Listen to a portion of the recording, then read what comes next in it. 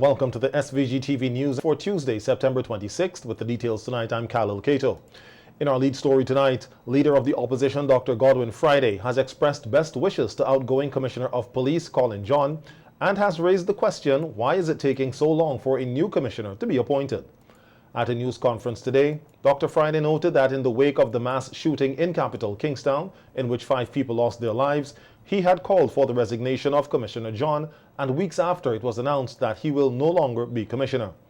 Friday said that he is not naive, that the government had heeded his call and decided to replace John, as it had been reported that he had asked for and was granted early retirement. Young man, so I can expect that he will find worthwhile pursuits to engage his talents and training in the years ahead. But for us, what is most important is who will replace him, and why is it taking so long after he had announced some time ago his intention to leave for there to be a new commissioner of police appointed?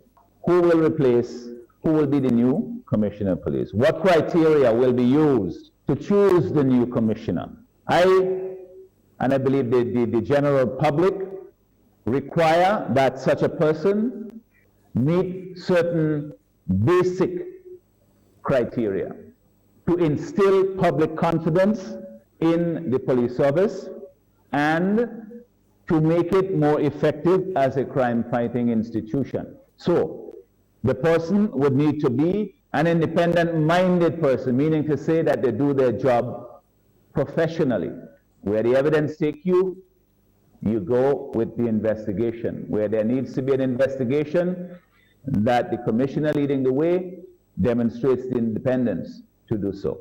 The opposition leader said the new commissioner must command the respect of all officers with a good record as a crime fighter and a good communicator. Who will stand up and do what is necessary to bring law and order, to maintain it in St. Vincent and the Grenadines, to investigate offenses from the smallest to the most serious offenses, so that they can have confidence, public confidence built in the police service. The commissioner must also be a good communicator, especially with the public. That has been sorely lacking over the years in the police service. The new commissioner must be willing and able to engage the public on important matters and to keep the public updated on the status of high-profile investigation. Too often we find that there are high-profile offenses, primarily homicides, and for a few weeks there is some discussion of it.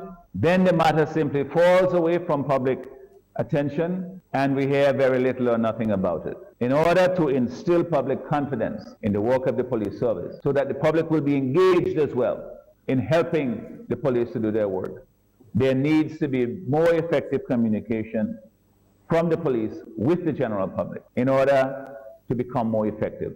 And so the new commissioner should be somebody who would be willing and has the skills to lead in that way as well. Dr. Friday said the replacement for Commissioner John could have been made already, as it does not help or inspire confidence in the police service to have such an important appointment dangling for such a long time. So, call on the government to ensure that this appointment is done soon. There's a lot that needs to be done to deal with a lot of outstanding, when I say outstanding, I mean unsolved offenses in this country. There's an urgency within the public to have the police doing their work and doing so effectively, and you can't do it with the leadership hanging in the balance, undecided for over a week. That cannot instill confidence among the police and the rank and file, and certainly not amongst the members of the public. It needs to be dealt with, and dealt with immediately. Hundreds of Vincentians turned up today at the Kingstown Baptist Church for the start of a 4-day job fair, where interviews were being conducted for possible selection for employment at the soon-to-be-opened Sandals Resort St. Vincent, located at Bookament Bay. The job fair begins at 8 a.m. daily and concludes this Friday. At a meet-and-greet session on Monday with members of the media, Managing Director of the Eastern Caribbean for Sandals Resorts, Carl Bevier, said that there are a lot of opportunities available to workers at Sandals. Not only do they develop you and put you in situations where you continue to learn and grow, but you progress as well. And I think the beauty of Sandals, and that makes it different than everywhere else, is that it's a Caribbean company born in Jamaica, but it's about Caribbean people. And I think that if people coming into the organisation, as Mr. Anderson said, with the right attitude, then the sky's the limit. There's anywhere you can go and do. And I've had the privilege of working with Mr. Anderson a few times in our career, and we've grown together within the organisation. We have very similar backgrounds, though I'm much younger and taller than him as well. So thanks for inviting me up on the mic. It's a great idea. And for anybody looking as an industry going into, I still firmly believe, having spent the best part of my life in this industry, is that this is the one industry, doesn't matter where you come from, doesn't matter your educational background, doesn't matter what part of town you're from, once you come with the right attitude, you can do anything, you can achieve anything, and you can be anything as well. And I think the hotel industry doesn't advertise the benefits as much as it should, that you can start washing dishes in a restaurant. And that's my background. My very first job in the industry, I was washing dishes in a restaurant. That you can grow and get trained, benefit. We have a corporate university now that I've seen people go from doing remedial English and maths class up to doing their master's degrees within the organisation as well. And there's very few organisations that you can actually achieve that and facilitate that as well. So I'm a lifer now, I think, after 26 years. Managing Director of Sandals Resorts Management Limited, Winston Anderson, said Sandals is also ready to partner with all farmers and fisherfolk in St. Vincent and the Grenadines. Those in the tours and all the different sectors, what we do is that every time we come into a destination, we become partners with you.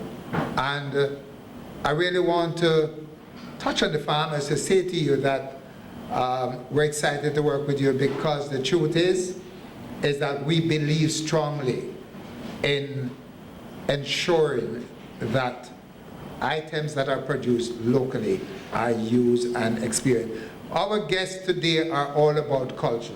They're all about experiencing the culture, and tell you, St. Vincent and the Grenadines is top on that list with the culture. So over the next couple of weeks, months, we certainly will be engaging all our other partners.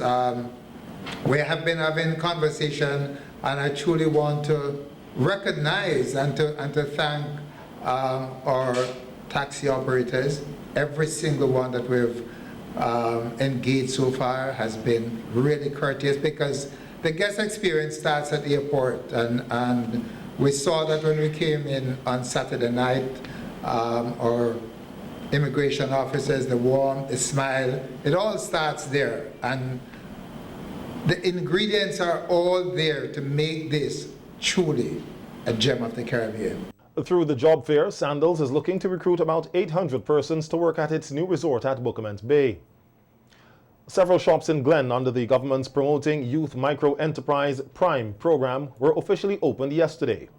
The Prime Grant program started in 2020 with the objectives of contributing to the empowerment of young people, the alleviation of poverty, enabling entrepreneurship, and the creation of new businesses. It also offers financial resources and managerial support services to promising micro-enterprises and startups. The program is financed by central government through an annual resource allocation of 2.4 million EC dollars. Speaking at the opening ceremony, Chairman of the Prime Steering Committee, Anthony Regisford, said the program continues to evolve after only 3 years. Part of its inception, when the Honorable Minister of Finance, I think, was germinating the idea, he invited me to be, at some stage, to be part of the formulation. And I think he can see before his very eyes the growth, the expansion of that seed that was planted in his mind somewhere before 2020. Prime addresses many issues, but one of the most important ones that it does is this question of the access to finance. It's important that there's some intervention for people who are entrepreneurs, who can help the economy to grow while they grow, to be able to be given a helping hand in starting or expanding whatever little business that they may have. I think, in essence, that is what Prime set out to do. Regisford said including the people on the Prime program to operate the shops. Regisford said including the people on the Prime program to operate the shops means that they are growing the business community in Glen from the ground up, and encouraged those who will be operating the shops to see themselves as business people. Not as side hustlers. Because if you take on that posture, that's how you will remain. You'll remain a side hustler. You have to see yourself as business people. We have to give you, we meaning, those who are responsible for policy and so on, have to give you the tools. Prime is a part of that pie. We have to give you the tools of how to run a business, teach you financial literacy. We have to put in the right sort of business, doing business infrastructure. I speak often about the digital age and how far behind we are with that. But I would like to come to one of these shops and use Dcash and not have to bring cash. And I want the Dcash people to come and talk to you. Because we have to get there. We have to get to the point where you are doing business very easily and your transactions are banked, not under your bedspread or in your mattress. The shops at the Glen Marketplace consist of 3 commercial buildings accompanied by a restroom facility. This is according to project architect from the Economic Planning Division, Dimitri Samuel, who gave an overview of the project at Monday's opening ceremony. The structure boasts dimensions of 21 feet in width and 15 feet in depth, featuring 2 retail units each. Each retail unit has an internal dimension of 10 feet by 10 feet.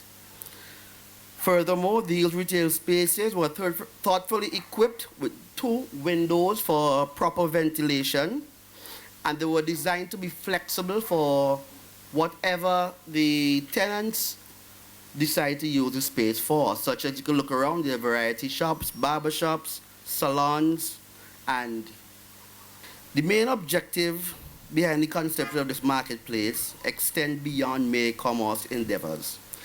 It seeks to create a secure environment, not only to facilitate economic activities, but for the local community, but also offer a welcome destination for residents and visitors alike. It is a multi-layered capacity. The market not only serves as a venue for commerce, but a place where individuals could have activities and even an opening ceremony. The incorporation of the green space, which we are here, offers avenues for social activities to create a hub, a community hub for the people of Glen, not just shops. Samuel said there will be a second phase of the Glen Marketplace. Glen, we want to create new vending kiosks, 10 kiosks, 10 feet by 10 feet. These shops are placed on the property adjacent to the shops at Glen. If you look to your right, my left, you'll see all the vehicles parked over there. And we also have shops already established on this site. Like I said, the dimension of the shops are 10 feet by 10 feet. The front of the shops is a retractable door, aluminum door. This allows the shop to open completely to the general public for proper ventilation, and there's also on both sides fixed louver windows for security. So the images shows the shops with the door open and closed. These shops are also designed to be flexible so that the tenants, whoever they may be, we could be used for food, more shops as boutiques, barber shops, whatever the people envision, we could accommodate in this facility. Meanwhile, Area Representative Camilo Gonzalez said the Prime Grant program was established to give the young people an opportunity to bring their ideas to life. Realize that one of the big challenges that young people face is that they have the idea, but they don't have the money. And even if they get the money in a loan, sometimes they pay back the loan is so hard that as you make $1, you're spending $1 to pay back the loan. So we said we will create a program to give grants to young business people, not a loan, but we will give you money because we believe in your idea and your work ethic, and we believe that you should have a chance to see if your idea can become a good business. And that is how Prime, the idea for Prime was birthed right on the corner right here. And in addition to money, the second challenge that young business people face is a location. So when we did Prime, because you have challenges, you get the Prime to get the equipment, but you don't have a location because rent is expensive. And if you have to go in town or go somewhere, you rent somebody's house, you rent somewhere else, you can't afford to run your business. You're basically doing your business to pay the rent. And your business doesn't get an opportunity to grow. So we said in addition to grants, we will begin to provide locations for people who have a good idea, for people who have demonstrated a hard work ethic, and for people to, as the Prime Minister says, fly like eagles with their wings unclipped. Minister of Agriculture Soboto Caesar has commended the efforts of the Food and Agricultural Organization, the FAO, in assisting SVG and other member states of the Eastern Caribbean in their quest to re-establish major extra-regional markets for produce to be exported to the USA and Europe. According to a news release from the FAO, Caribbean farmers may soon have additional export opportunities for their produce as the FAO facilitates a market assessment mission in the international market centers of London, England, and Miami in the United States.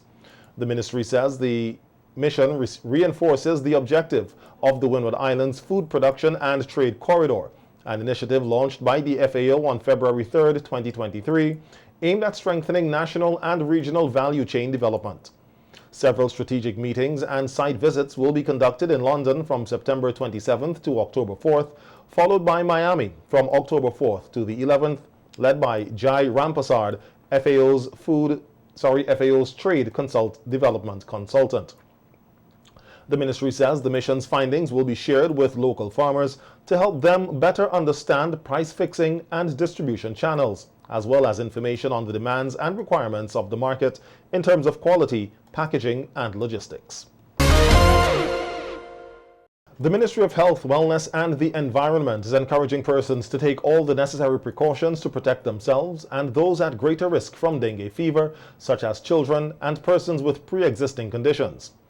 A news release issued today by the ministry says for the period January to September 21st, 2023, the Epidemiology Unit has recorded a total of 15 cases of dengue fever. It says this number of cases is within the expected threshold and that there have been no reported deaths in the country due to dengue. Dengue fever is a mosquito-borne illness that is caused by the bite of a mosquito carrying the virus. Persons are encouraged to seek early care from their health care provider if you are experiencing fever accompanied with nausea, vomiting, skin rash, body aches and pains, swollen glands, and headaches. Persons are also asked to pay attention to the warning signs of severe dengue fever.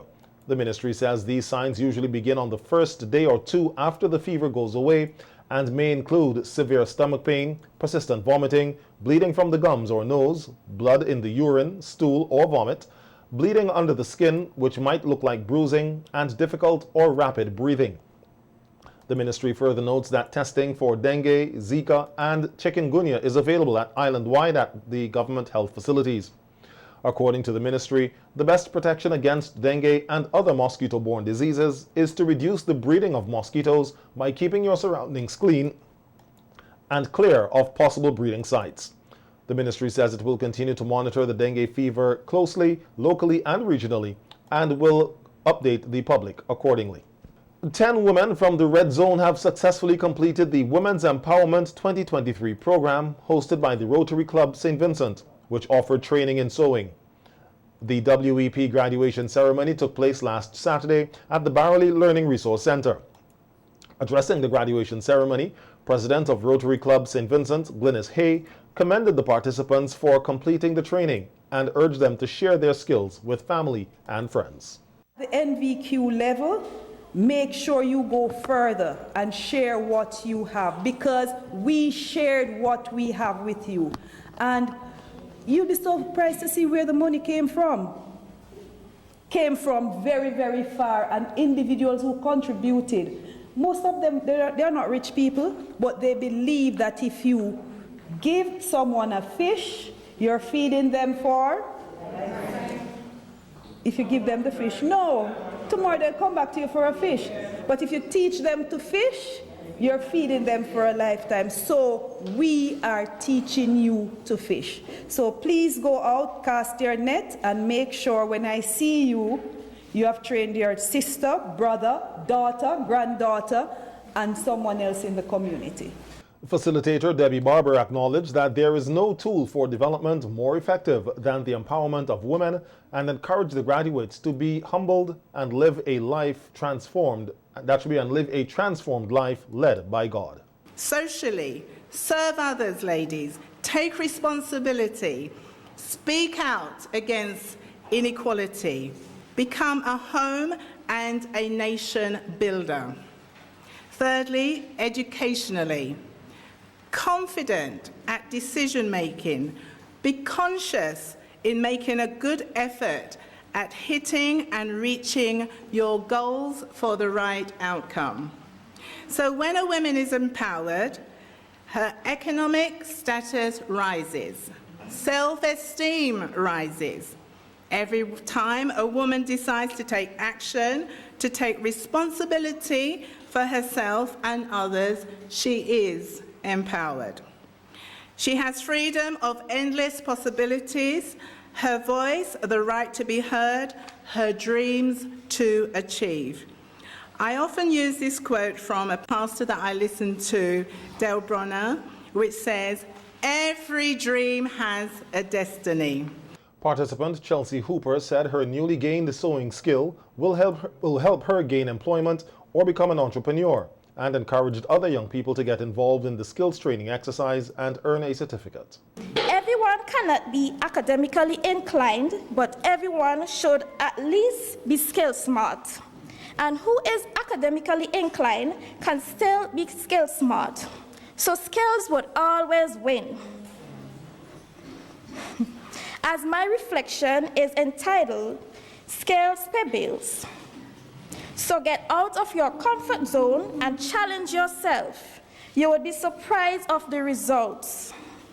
Remember, the road to success isn't straight. So expect and brace yourself for negativity. So use that negativity as motivation to excel. Never give up, always explore your potential. To my fellow classmates, I really enjoyed working with all of you. And remember, this is not the end.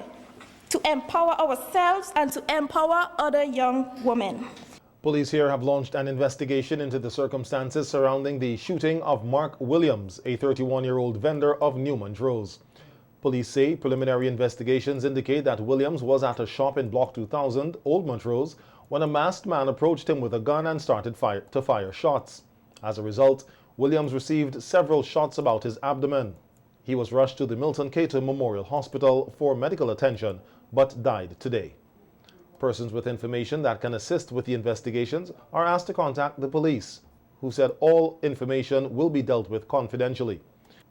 And the police have arrested and charged Shanique Lavia, a 31-year-old domestic of Chateaubelair, with 3 counts of child abandonment. The charges, which were laid on Sunday, September 24th, were that she abandoned a 13-year-old student, a 9-year-old student, and a 2-year-old infant in a manner likely to cause unnecessary suffering or injury to their health. The offenses were allegedly committed at Chateaubelair at about 9 a.m. on September 18th. Lavia appeared at the family court yesterday and pleaded guilty. The matters were adjourned to October 30th for a social inquiry report. In more police news, we hear that an investigation has been launched into the circumstances surrounding a report of arson made by a 45-year-old medical doctor of Georgetown. According to the report, an unknown person or persons without lawful excuse destroyed one gray Toyota Noah van, registration plate HB623, valued at $59,500, by setting it on fire. The incident occurred at Georgetown between 9:30 a.m. on Friday and 2:30 a.m. on Saturday. Anyone with information that can assist with the investigations are asked to contact the officer in charge of the Eastern Division at 458-6229 or any police station or police officer you are comfortable with. All information received will be treated confidentially. And the police have arrested and charged Elfred Stevens, a 35-year-old chauffeur of Glen, with the offenses of assaulting a police officer and damage to property. The defendant was accused of assaulting Kenny Jones, a station sergeant of police, by striking him on the left side of his face with his hand and pushing him to the ground. Stevens was further charged with damaging one black Xiaopeng wristwatch, the property of the complainant. The offenses were allegedly committed on Friday at Richmond Hill at about 12:15 p.m. On Monday, Stevens appeared at the Kingstown Magistrates Court to answer to the charges. He pleaded not guilty, and the matters were adjourned to December 11th.